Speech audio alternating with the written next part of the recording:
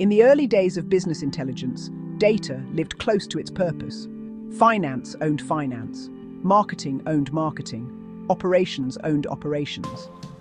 The people who used the data also understood it, because they were the ones making the decisions. Then something changed. Technology scaled, systems grew, and slowly, ownership slipped away from the business and into the hands of technical teams. What was once a business asset became a technical domain, and with that shift, context and trust began to disappear.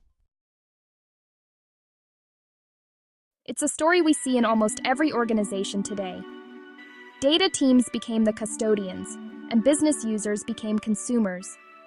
Over time, this created what some now call the data priesthood, a small group of specialists interpreting and controlling access to the organization's most valuable asset.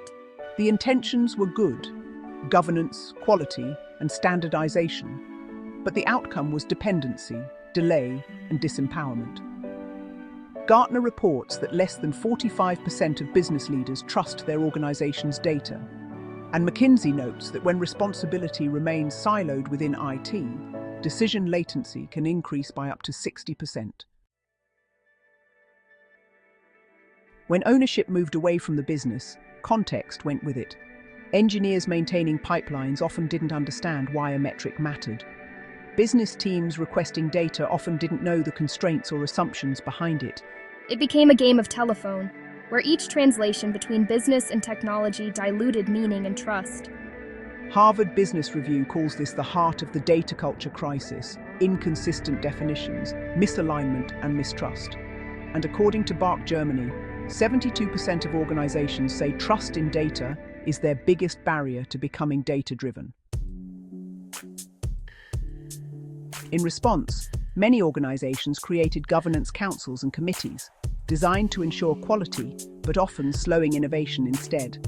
Deloitte's State of Data Governance 2024 reports that 84% of leaders believe governance slows innovation, while only 27% say it enables faster decisions. And yet, as Deloitte also reminds us, data governance is more than just adhering to regulations and compliance. It's the key to unlocking the full potential of data management and analytics. Good governance isn't about control, it's about clarity.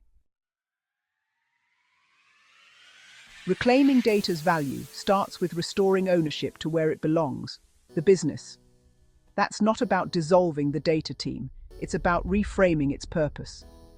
Data teams become enablers, not gatekeepers, providing the infrastructure, tools, and guardrails so business domains can self-serve safely.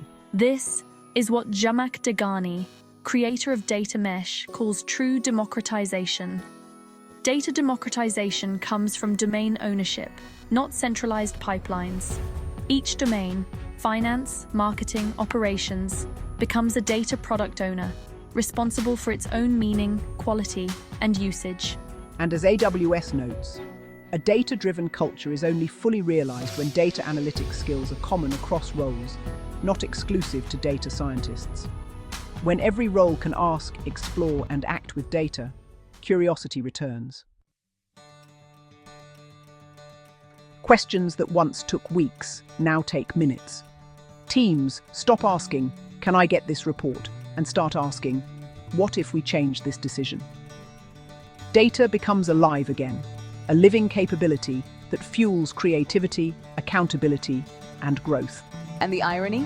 When business users take ownership, data teams are freed to do what they do best: build platforms, improve quality, and enable AI. Everyone wins. The moment data stopped belonging to the business was the moment it became too technical to touch.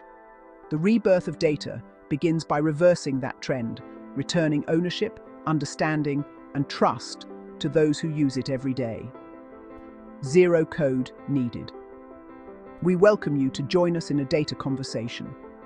Data Tiles, making data belong to the business again. Lattice creating that possibility.